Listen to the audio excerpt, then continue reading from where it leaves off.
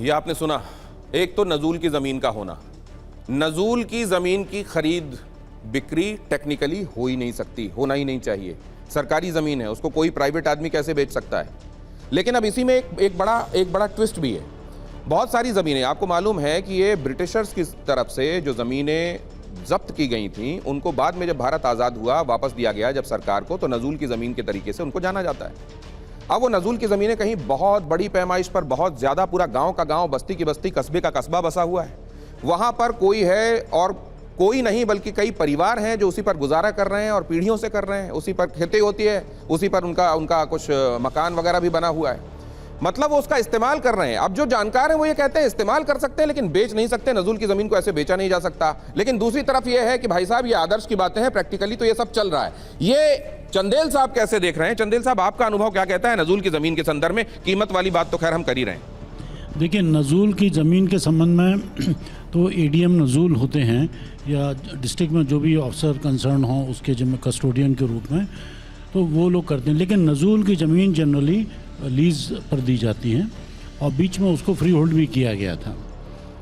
लेकिन इस केस में नजूल की लैंड सेल हुई है, तो इसके लिए जो जब सब रजिस्ट्रार के यहाँ रजिस्ट्री होती है तो सब रजिस्ट्रार टाइटल नहीं देखते हैं कि जो आदमी बेच रहा है वो उस संपत्ति का मालिक है या नहीं, क्योंकि रजिस्ट्रेशन एक्ट जो है it mandates the registration of documents, it does not. मतलब वो केवल ये देखते हैं कि स्टाम्प शुल्क पूरा भरा गया है कि नहीं, वो ये नहीं देखते कि ज़मीन की वैधानिक खरीद बिक्री हुई है कि नहीं।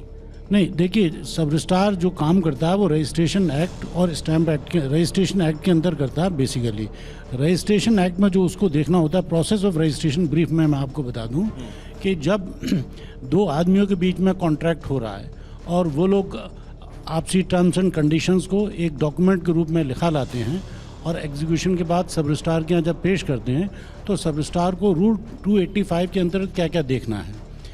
डॉक्यूमेंट जिन लोगों द्वारा एग्जीक्यूट किया गया है वही मेरे सामने उपस्थित हैं, टाइम बार्ड तो नहीं है, प्रॉपर स्टैम्प ड्यूटी दी गई है और रजिस्ट्रेशन एक्ट की सेक्शन 19, 21, 22 की कंप्लायंस हुई है नहीं, ये जो चीज़ें 285 में दी गई वो देखते हैं। अगर वो सब चीज़ें ठीक हैं उसके बाद फिर वो इंक्वायरी करते हैं, विक्रेता से पूछते हैं कि क्या आप अपनी ज़मीन बेच रहे हो, तो विक्रेता बताते हैं कितने में बेच रहे हो, आपको पैसा मिला है नहीं, कितनी ज़मीन बेच रहे हो, तो जो उसमें डॉक्यूमेंट की टर्म्स एंड कंटेंट्स होती हैं उसके बेसिस पर वो प्रश्न पूछते हैं और अगर उनको सही जवाब मिलता है, संतुष्ट हैं, उसने एडमिशन कर लिया है एग्जीक्यूशन का, तो वो रजिस्टर कर देते हैं, रजिस्ट्रेशन फीस नहीं। तो फिर ये नजूल वाली ज़मीन जो आपने बताया कि या तो ये जो है ये फ्री होल्ड भी की गई या फिर लीज में दी जाती है, मैं ये जानना चाहता हूँ कि वहाँ पर प्राइवेट लोगों ने नजूल की ज़मीन का सौदा कैसे कर लिया। एक ज़मीन जिसको वहीं उप जिलाधिकारी ने नजूल की ज़मीन बताया, 9 महीने बाद वो ज़मीन ट्रस्ट को, चंपत राय ने जिसको खरीदा, वो ट्रस्ट को बेची गई। ये ठीक किया गया या गलत किया गया? देखिए, नजूल की ज़मीन बेची गई, ये तो नजूल के जो कंसर्न ऑफिसर्स हैं उनको देखना चाहिए।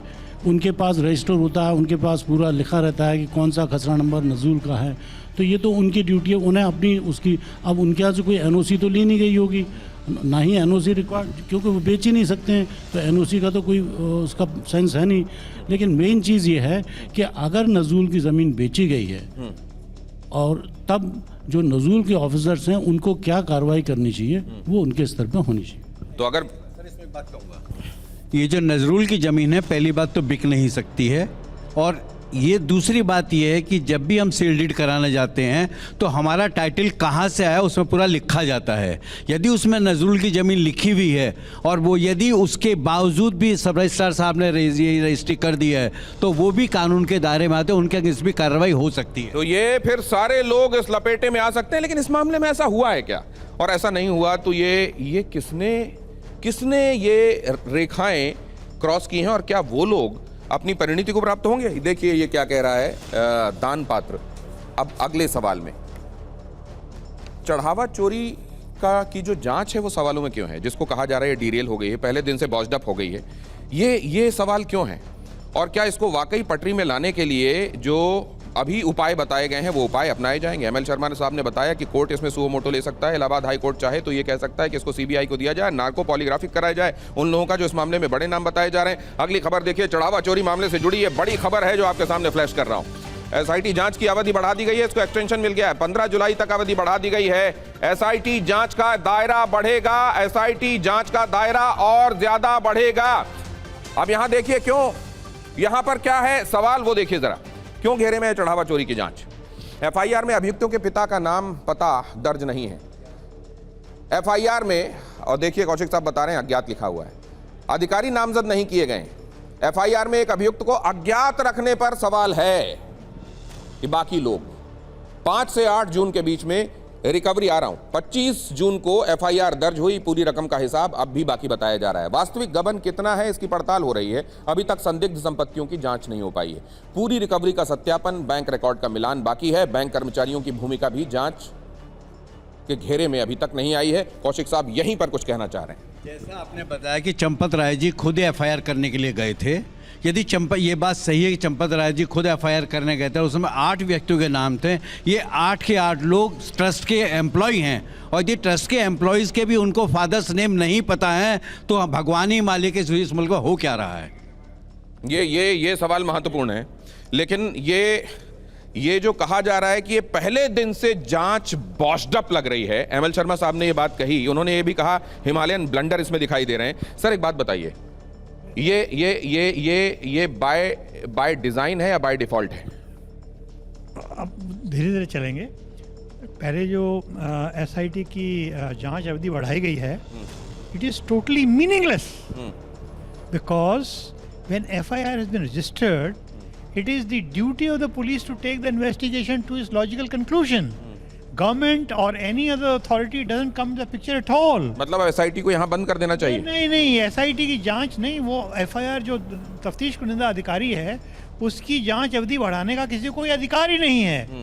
गवर्नमेंट का उसमें कोई रोल नहीं है, सीनियर अधिकारी किसी का कोई रोल नहीं है। पता नहीं कौन सी एसआईटी की बात कर रहे हैं ये एसआईटी वो तो नहीं है जिसमें डिविजनल कमिश्नर था, वो लीगल अथॉरिटी नहीं है जांच करने का। सर 15 तारीख को जो एसआईटी बनाई जिसने जांच शुरू की, वो एसआईटी जो आज जांच कंक्लूड कर रही थी, ये जो अभी एसआईटी बनी विजय विश्वास पंत के नेतृत्व वाली जो एसआईटी है उसको एक्सटेंशन मिला है। डिविजनल कमिश्नर वाली एसआईटी है या जांच की बात कर रहे हैं आप, तफ्तीश की बात कर रहे हैं? ये कौन सी जांच की बात है?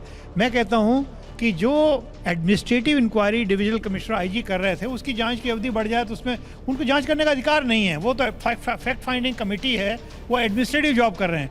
लेकिन जो एफआईआर दर्ज हुई है इसकी तफ्तीश को लॉजिकल कंक्लूजन पे ले जाने की जिम्मेवारी जांच कुनिंदा अधिकारी की ये है। महत्वपूर्ण बात है। देखिए ये एमएल शर्मा साहब जो कह रहे हैं उसको सामान्य शब्दों में आपको बताता हूं कि एक जो एसआईटी बनाई गई जिसने 15 तारीख को वहां जांच शुरू की, वो एसआईटी, क्या वो एसआईटी उसको एक्सटेंशन मिल रहा है और एक्सटेंशन उसको मिल रहा है तो वो उसको एक्सटेंशन और मिलेगा तो उससे हासिल क्या होगा? दूसरी तरफ एफआईआर जिसके तहत पुलिस अब जांच को आगे बढ़ा रही है, क्या ये इन सिंक हो रहा है? क्या इसको जाहिर है ये तो जब तक लॉजिकल कंक्लूजन तक पहुंचेगा नहीं, तो एक्सटेंशन वाली बात क्या है? इसको मैडम कौर आप कैसे देखते? जी हाँ बिल्कुल, ये तो मतलब एक्सटेंशन एफआईआर हो गया तो अब तो पुलिस की जिम्मेवारी है कि एफआईआर का वो अनुसंधान करे, पुलिस को टेक ओवर करने। और सबसे बड़ी क्लियरिंग बात यही हो रही है कि आज तक किसी को पुलिस कस्टडी में लेके ठीक से इंटेरोगेट नहीं किया गया, ठीक से पूछताछ नहीं की गई, जो कि पुलिसिया महकमे में एक जो हमारा जो प्रोसेस है एक बहुत ही महत्वपूर्ण भाग है।